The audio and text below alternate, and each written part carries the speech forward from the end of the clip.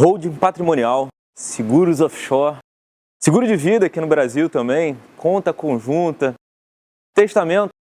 Com certeza você já ouviu falar dessas e de muitas outras ferramentas para que você possa fazer a sua sucessão patrimonial, né? Como você pode fazer a transferência do teu patrimônio dessa geração para a próxima. Mas será que você tem ciência de qual é a melhor ferramenta para que na sua conjuntura atual você tenha tranquilidade e saiba que o teu risco está totalmente gerido? Meu nome é Vinícius Correia, você está no canal Seu Patrimônio Tem Futuro e nesse vídeo a gente vai tratar sobre isso. Algumas ferramentas sucessórias, pontos positivos e pontos negativos para que você tenha mais conhecimento e possa, quem sabe, até repensar e afinar o teu planejamento patrimonial. Fica comigo e vamos falar mais sobre isso.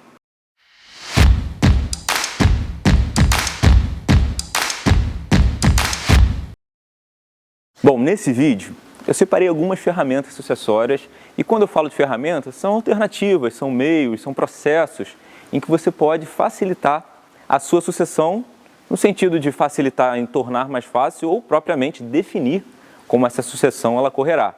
E toda vez que eu falo de sucessão, eu estou dizendo de transferência de patrimônio. Estou me relacionando com a parte de como se passa o patrimônio dessa geração para a seguinte. E isso pode ser dado no âmbito familiar, no âmbito empresarial também, beleza? Como você passa a gestão de uma empresa, por exemplo. Aqui a gente vai voltar mais para a parte de patrimônio. E a primeira delas que eu quero começar citando é uma ferramenta que é feita de maneira muito intuitiva pela grande maioria dos brasileiros, que é a conta conjunta. Muitas famílias, e principalmente aquelas famílias de classe média, ou então que não têm um patrimônio muito relevante, que teriam uma sucessão muito simples, eles optam por fazer uma conta conjunta, onde o casal ele tem acesso àquela mesma conta num banco, ou então eles têm as senhas um dos outros, e com isso o patrimônio principal ele se torna acessível. E é um ponto muito positivo, porque realmente, falecimento que aconteça ontem, por exemplo, hoje o cônjuge que sobreviveu ele pode chegar e ter acesso imediato, não deu tempo de ter os trâmites legais para o bloqueio das contas. Esse é um ponto positivo, mas também é um ponto muito negativo, porque teoricamente o cônjuge que sobreviveu, se está casado em comunhão parcial de bens, por exemplo, ele não poderia sacar 100% daquela conta conjunta, porque 50% é de propriedade do decújus, é de propriedade do falecido e deveria ser tributado dependendo dos valores. Então, se a sua vida é muito simples, pode ser que seja uma boa solução. Se o seu patrimônio é muito reduzido, tem um carro às vezes só no seu nome, ok, pode funcionar, apesar de não ser o mais indicado. E é por isso que muitas famílias optam então por escrever um testamento. Contrata-se um advogado, ou às vezes tem-se um advogado na família, lavra-se esse testamento dentro de um cartório e ali aquela família define para quem vai cada um daqueles bens. Ponto positivo é que você já consegue apaziguar todas as possíveis disputas que terão e que irão acontecer. O ponto negativo é que esse testamento ele pode ser questionado. E aí, todo aquele objetivo de apaziguar, de dizer que a casa de Angra vai ficar para um, que a casa de Miami vai ficar para outro, isso tudo pode se ter um problema maior. Porque se esse testamento for questionado, de nada valeu. E o testamento, quando você escreve, deixa um testamento, o processo ele precisa ser judicial. E aí o teu inventário não pode ser feito de maneira extrajudicial.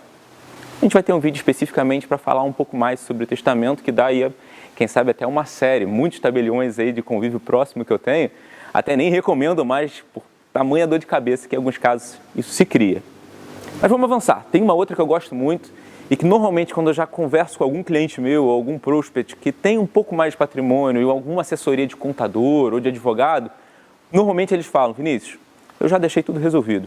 Eu tenho uma previdência privada. Faz-se um VGBL normalmente, né, um vida gerador de benefício livre, que é um plano que tem características securitárias, em que no falecimento a pessoa veio acumulando patrimônio através dessa previdência privada, só que você deixa aquela conta específica beneficiários. E no ato de uma morte, aquela conta ela passa diretamente como se fosse um seguro, né, tornando isso muito simples, como se fosse um seguro para os beneficiários. Isso é muito bom, né? Ponto positivo. Você tem aquela rentabilidade, você tem a liquidez, porque você pode acessar aquela previdência antes do tempo. Mas, como a gente está fazendo aqui em cada uma das ferramentas, Quais são os pontos negativos? Essa liquidez ela pode ser que ela não seja tão positiva, porque você, se tirar antes do tempo, você tem o IR regressivo que você vai ter que pagar, taxa de carregamento que você pagou muitas vezes à toa, uma taxa de administração, já ouvi falar até de taxa de saída. Então pode ser ruim para uma liquidez em vida. E também alguns benefícios que a Previdência Privada dava, como por exemplo, a não incidência do ITCMD, que é o Imposto de Transmissão Causa-Morte de Doação, que a gente já falou e vamos falar várias vezes até nesse vídeo. Antigamente você não tinha, mas o Estado do Rio de Janeiro, inovando, há uns anos atrás, ele começou a cobrar o ITCMD em cima dos fundos de previdência também, o que a meu ver é totalmente errado. Mas tornou essa ferramenta não tão mais segura, porque se já houve jurisprudência para a penhora de uma previdência privada, por exemplo, ou então até para a incidência do imposto, isso não é muito bacana. Então, vale a pena você analisar prós e contras. Existe uma quarta ferramenta, e que essa também é muito comum, normalmente quando a pessoa teve tempo para planejar. Imagina uma família, chegou o patriarca daquela família que tem a boa parte do patrimônio no nome dele, tem lá 10 apartamentos no nome, e ele começa a fazer uma ferramenta chamada doação com reserva de usufruto.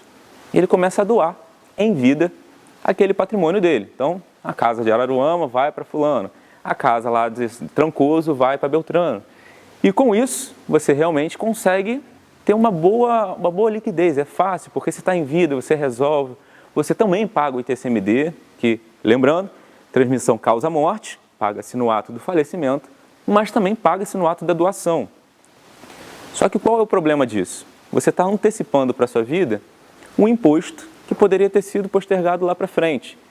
E também, qual é a grande questão? O ITCMD, ele tem todo um cálculo estadual. Dependendo do estado, a alíquota pode variar de 4% até 8%. Muitas famílias optam até por vender para os seus próprios filhos para poder pagar o ITBI, que é mais barato. Só que com isso, tem uma série de outros pontos negativos, porque se aquele filho se separar da esposa, aí a esposa pega o bem, olha, é uma boa dor de cabeça. Doação com reserva de usufruto tem que ser muito bem pensado e depende muito da estrutura familiar, porque para aquele bem ter que voltar para o patriarca, às vezes não é uma questão muito inteligente. Eu tenho boas ressalvas com doação em reserva de usufruto, mesmo tendo já uma boa segurança jurídica.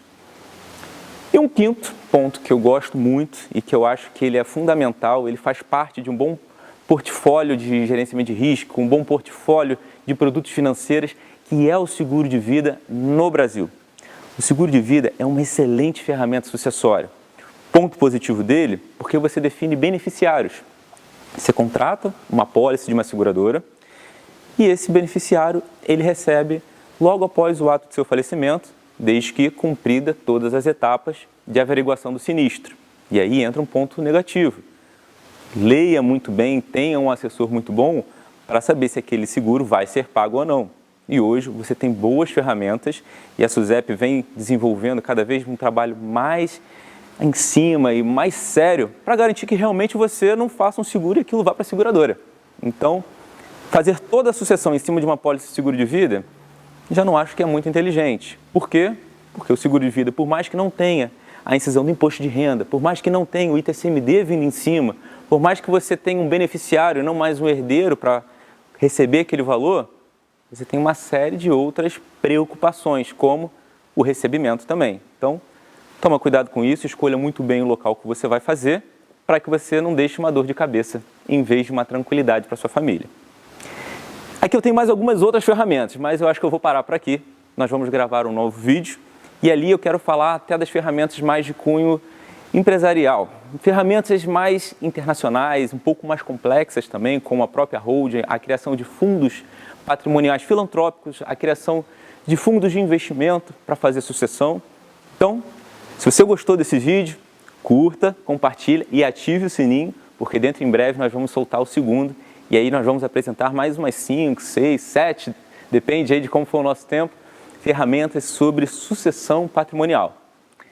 Muito obrigado e até o próximo vídeo.